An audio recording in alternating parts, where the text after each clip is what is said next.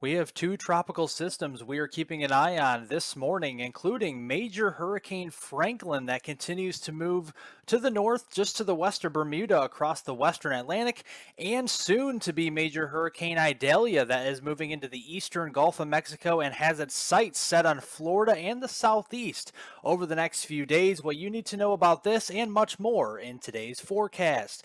Make sure if you are liking these daily weather updates that you subscribe to the channel down below so you don't miss out on the latest weather forecast information across your area. I do cover all in North America, including southern Canada, the United States, and the tropics mostly on this channel. Also, be sure to like the video down below as it helps to get all of this information out to as many people as possible. Looking here at Hurricane Franklin, and you can see a very closed eye wall here, and this is a powerful hurricane moving across the western Atlantic this morning. In fact, this is going to continue to remain at major hurricane status, at least a category 3 through Wednesday evening into Wednesday night, but remaining all the way through Friday evening as a hurricane over the open waters of the North Atlantic before slowly dropping back to tropical storm strength as we enter into the weekend. But again, this is over the open water, so it's not going to be causing really any direct impacts to anybody here. Maybe some slightly direct impacts to Bermuda, but other than that, nothing really to speak about for the United States or Canada for this one. But looking back here to Hurricane Idalia, this is a different story. This is really starting to gain strength across the Western Caribbean and getting into the southeastern Gulf of Mexico, and it does have its eyes set on Florida and the southeast. In fact, we already have tropical headlines. We have hurricane warnings across the Big Bend of Florida down to the Tampa Bay region, tropical storm warnings down toward Fort Myers and Naples, even from Jacksonville down there toward the Daytona Beach area, tropical storm watches there from Savannah, Georgia, all the way up through Charleston and Myrtle Beach. And so we have a wide and reaching system that is starting to move in toward the United States as we go through the next few days. And here is the cone of uncertainty officially from the National Hurricane Center. You do see this is getting in towards hurricane strength, at least up to a category 2 through this evening. And then as it makes landfall, it looks to remain at a category 3 strength storm as it makes landfall somewhere around that 9-10 a.m. time frame here on Wednesday morning, and then dropping back to tropical storm strength as it moves inland here into southeastern and coastal Georgia and the eastern Carolinas, right along the coast there as we go into that Thursday time frame. So breaking down the timing a little bit further for you folks, it's getting into the eastern and southeastern Gulf through the day today, and this is going to start to get into those outer bands across southwestern Florida, getting into the Florida Keys, some heavier rainfall moving in for you folks this afternoon. As it approaches the Big Bend of Florida, we're going to see massive storm surge start to approach portions of western Florida, especially around the Tampa Bay region here as we have the onshore flow as it makes landfall Wednesday morning. Also, very heavy rain, flash flooding is going to be a concern, and tornadoes will be a threat as well. We'll break that threat down for you here in just a couple of minutes. But the wind aspect of this, as it makes landfall, as you folks know, a Category 3 hurricane does pack a lot of winds, so we could be seeing some very strong winds over 100 miles per hour easily with this system as it moves inland here across the Big Bend of Florida into northern Florida, getting through Wednesday morning and even into Wednesday afternoon. Here's the peak storm surge. So as that onshore flow moves into western Florida, the peak storm surge, the highest storm surge, is up here into the Big Bend, where we could see up to 12-foot storm surge going through that Wednesday morning, even Wednesday afternoon time frame. Closer to Tampa Bay, we're looking at about 4 to 7 feet, down to Fort Myers and Naples, anywhere from about 3 to 5 feet to 2 to 4 feet down there. And then as far south as the Keys, we still have up to 3-foot storm surge. And even on the eastern side over here into Jacksonville Beach, getting up there towards Savannah, Georgia, Charleston, Myrtle Beach, we could be seeing anywhere from 1 to as much as 4-foot storm surge across those areas. Remember, storm surge is water over normally dry ground. So if the ground is normally dry near the coast, we could have up to 12-foot storm surge, especially into the Big Bend area of Florida, over that normally dry ground getting into that Wednesday time frame.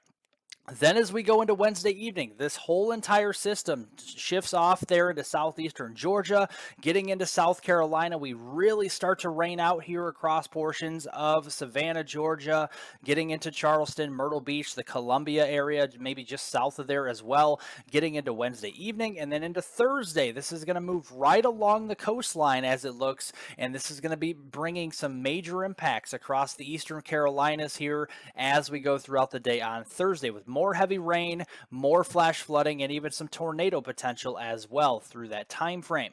Looking at the total rainfall accumulation now through Friday morning, this takes us through September 1st, and looking at these rainfall totals, pretty robust here from southern portions of South Carolina, getting into southeastern Georgia and northwest Florida, easily 4 to 8 inches of rain. And there could be areas that see up to a foot of rainfall when it's all said and done, especially down here as it makes landfall in northwestern Florida. Moving up here, the East Coast, you can see across the eastern Carolinas up toward even the Wilmington region, we could be seeing easily 5 inches of rainfall for you folks as we go through that Friday, September 1st time frame. And this is going to be causing issues. So even with the storm surge in play, we could be even see inland flooding with flash flooding Wednesday into Thursday to round out the month of August, with a moderate risk of flash flooding for the eastern Carolinas from Wilmington down through Myrtle Beach, Charleston, Savannah, Georgia, and then getting all the way down toward the Tallahassee region.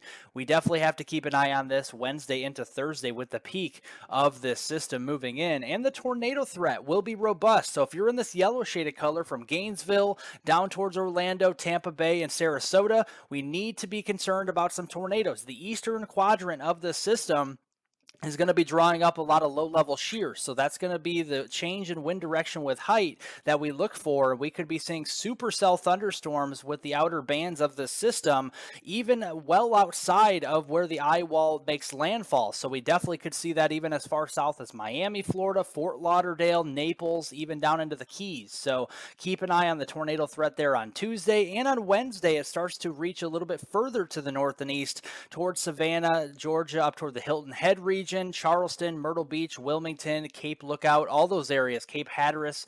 We could be seeing some tornado threats there as we go into that Wednesday, even Thursday morning time frame. So be looking out for that. Otherwise, for the rest of the country, beautiful weather as we go through the day today. We got the northwesterly flow across the Midwest, the Great Lakes region, southeastern Canada in association with the trough up here. The ridging is further to the west, so some warmer conditions can be expected from British Columbia all the way east to Manitoba, and then down across the western United States this afternoon. And going through Thursday, through much of the week, we don't see too much of a change in the weather pattern, although we do start to see building heights across Manitoba and Ontario as we go into Thursday, which basically means we are starting to see changes in the weather pattern toward the late week time frame. So looking at the temperatures this afternoon, folks, get outdoors, do anything outdoors that you can. Walk the dog, go for a run, go for a jog, do anything across the Midwest, the Great Lakes, and the Northeast, because these temperatures are absolutely beautiful for this time of year. Definitely could be much worse, as we know, as we just got out of a heat wave,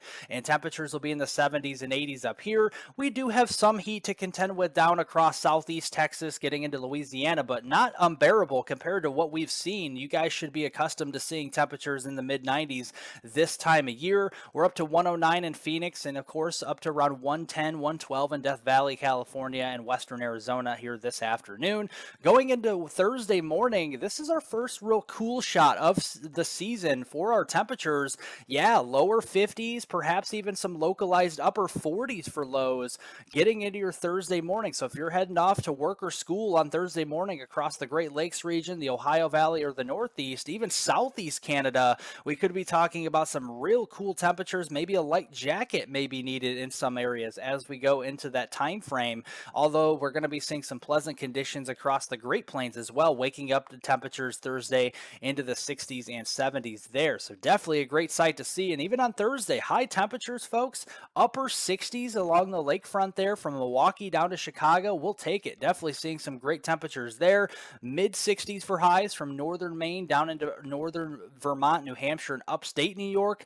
But that is a transition day, and we'll start to see more of those heat indices starting to climb across Nebraska, Kansas, Kansas, Oklahoma, and Texas during that time frame, with temperatures getting back into the middle and upper 90s. Then the weekend comes along and we start to see a more robust trough out here across the west, and this is going to push that ridge further to the east. So all the heat that is building up across the west and across western Canada through the week is going to be pushing further to the east as we go into Saturday and Sunday, and even into next week. That trough kind of lingers out here across the Pacific Northwest, tries to migrate a little bit further off to the east into the Great Plains, and that's going to continue to amplify the warmth across the eastern two-thirds of the country early next week, with basically means it's going to get a little bit hotter. So high temperatures this weekend on Saturday, September 2nd. Yeah, September, and we're getting well back into the 90s, 100-degree temperatures here into Texas, Oklahoma, and also down into Louisiana on Saturday.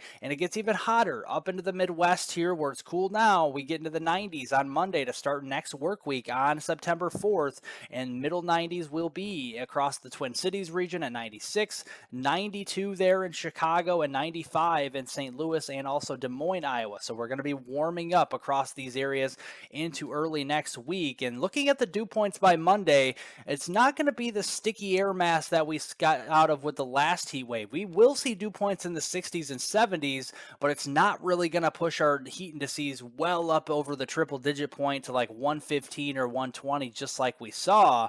But a few degrees warmer, a handful of degrees warmer with the heat index values as we go into that Monday time frame can be expected. So not an overly hot heat wave, but definitely warm for this time of year as we go into early September. Definitely something to watch out for. And looking at the first 10 11 days of September, it does look like it's going to remain have some staying power across the eastern two-thirds of the country here.